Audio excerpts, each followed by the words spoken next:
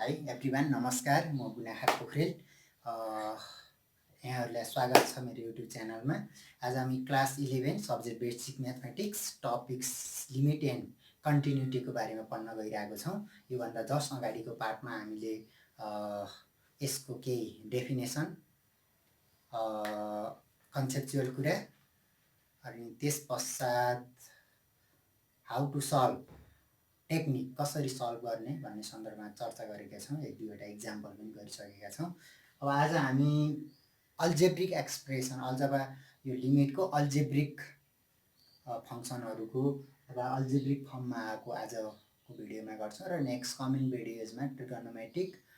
त्यसै गरी लगारिजम र एक्सपोनेन्सियल गर्छौँ। सुरुमा चाहिँ हामी यो केही थ्योरम छ लिमिटको चर्चा गरौँ अनि क्वेसन इक्जाम्पलमा जाउँ। Limit x tends to a f of x plus g of plus minus g of x गऱ्यो भने यसलाई सेपरेट हुन्छ,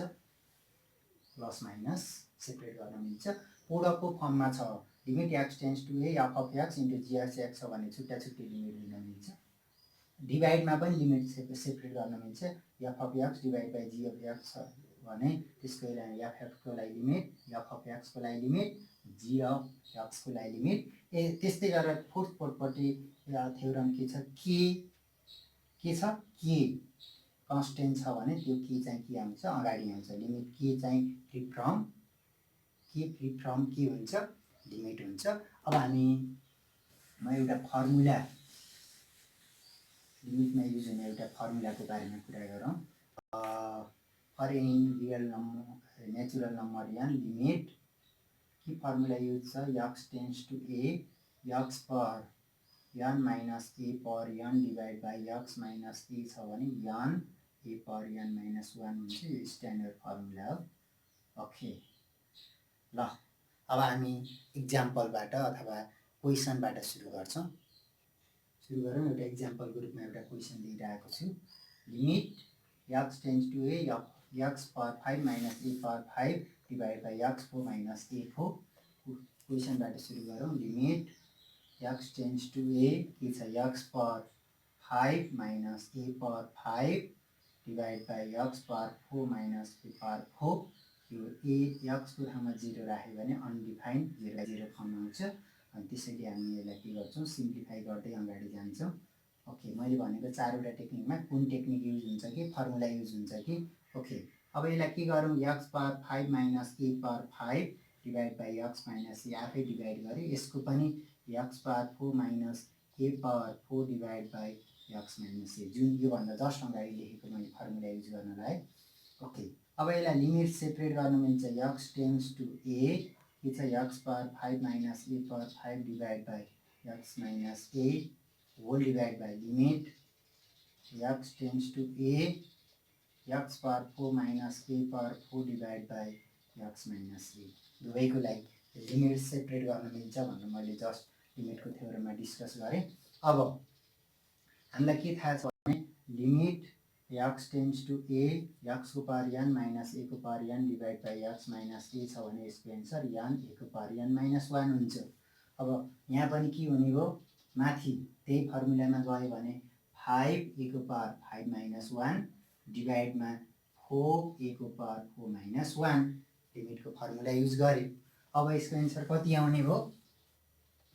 ओके, 5 एज इट इज, माथि ए को पावर 4 डिभाइड बाई ए को power 3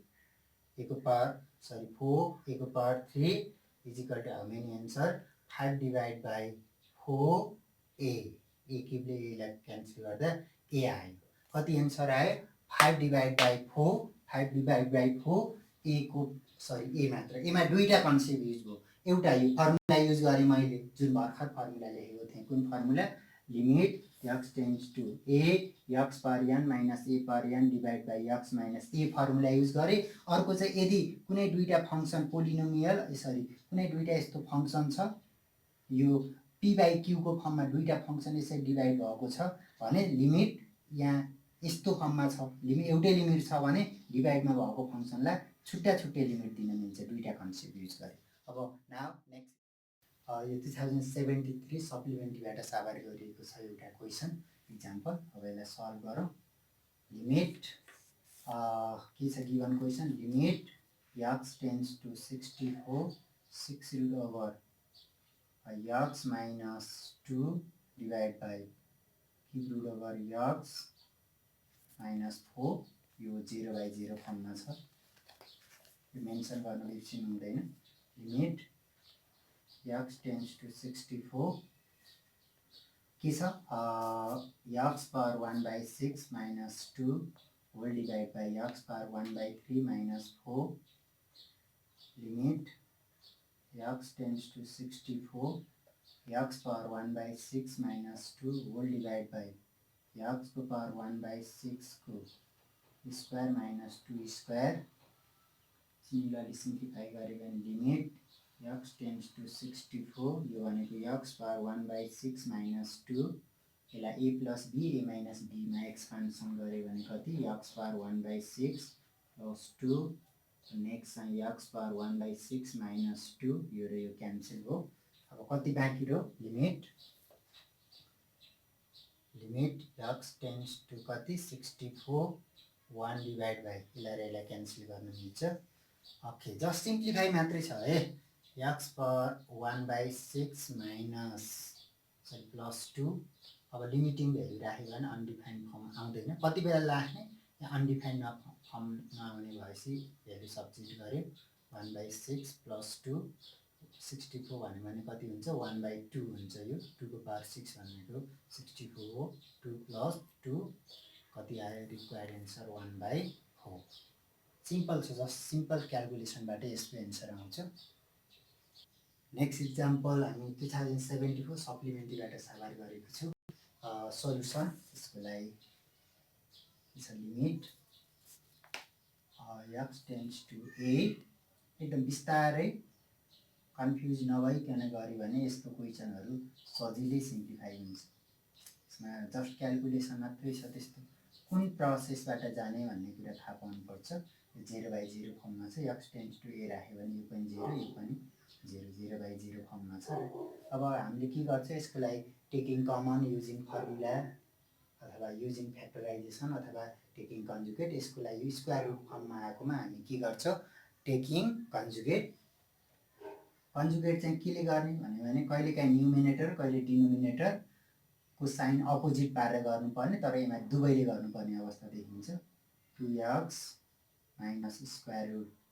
3x minus a whole divided by यो भनेको कति छ x minus a छँदैछ अब इन्टु यसलाई के गर्नु पर्यो यसको पहिला 2x minus opposite sign plus 3x minus a whole divided by 2x plus 3x minus a फेरि यो चेन्ज गर्ने हैन यो मात्र साइन चेन्ज हुन्छ इन्टु के बाँकी छ square root x plus square root a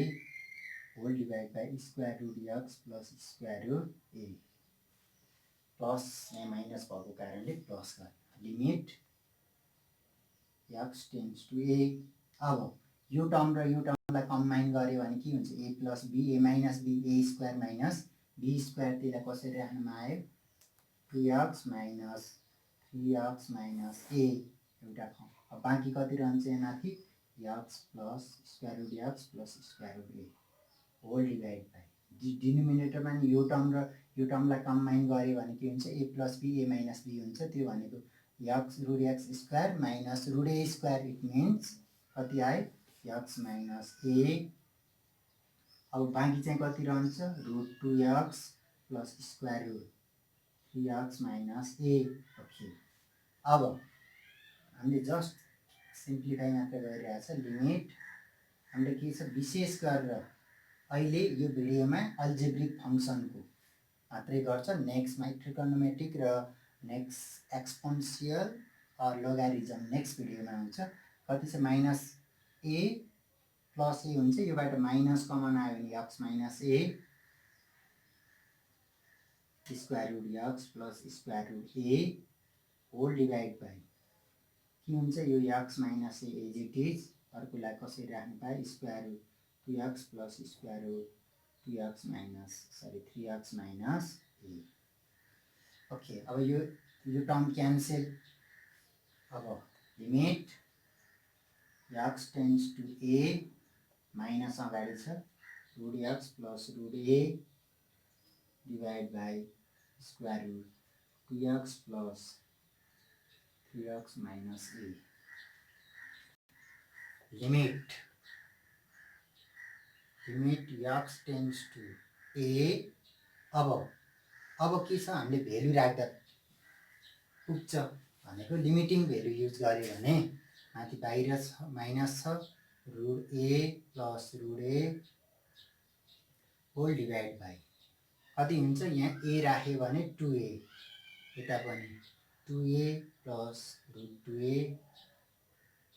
यो माइनस बाहिर माथि कति 2 root a divide by 2 root 2a okay minus as it is यो 2 र 2 क्यान्सल भयो रुट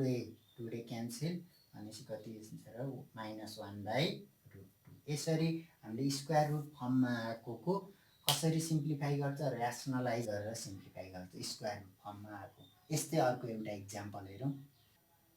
2074 सेट एबाट अर्को एउटा इक्जाम्पल साभार गरेको छु सोल्युसन यसको लागि limit x tends to 2 x solution limit x tends to 2 square root x minus under root 6 minus x square whole divided by x minus 2 यो 0 by 0 फर्ममा आउँछ यदि x को ठाउँमा 2 राख्यो भने अब हामी के गर्छ लिमिट x tends to 2 यसको लागि पनि ऱ्यासनलाइज तर यसको लागि न्युमिनेटर मात्र ऱ्यासनलाइज गर्दा पुग्छ root x minus 6 minus x square whole divided by x minus 2 into x plus square root x minus x square whole divided by square root x plus under root 6 minus x square limit x tends to 2 अब यो a minus b a plus b को फर्ममा गए माथि x minus कति लेख्न पायो 6 minus x square आयो अब न्युमिनेटर कसरी त्यस्तो हो भने यो a plus b a minus b फर्ममा छ डिनोमिनेटर एज इट इज कति आयो root x plus square root 6 minus x square limit x tends to 2 x tends to 2 limit x tends to 2 के छ यसलाई मिलायो भने x square plus x minus 6 whole divide by x minus 2 अनि root x plus under root 6 minus x square okay अब माथिको टर्मलाई हामी फ्याक्टराइज गरौँ यसमा कन्जुगेट प्लस फ्याक्टराइज रुल पनि युज गर्नु पर्यो नै भने यसलाई क्यान्सल गर्ने कुनै उपाय नै छैन लिमिट x टेन्ड्स टु 2 माथि फ्याक्टराइज गर्यो भने x square plus 3x minus 2 minus 6 whole divide by x minus 2 कति बाँकी रह्यो square root x square root x plus square root 6 minus x square okay यसलाई सिम्प्लिफाई गऱ्यो भने लिमिट x टेन्ड्स टु 2 माथि x कमन आउँदा x plus 3 माथि 2 common यहाँ 2x है 2x माथि 2 कमन आयो भने कति x plus 3 whole divide by denominator as it is x minus 2 कति root x plus x minus x square okay limit is equal to limit x tends to 2 माथिबाट x plus 3 into x minus 2 whole divide by x minus 2 into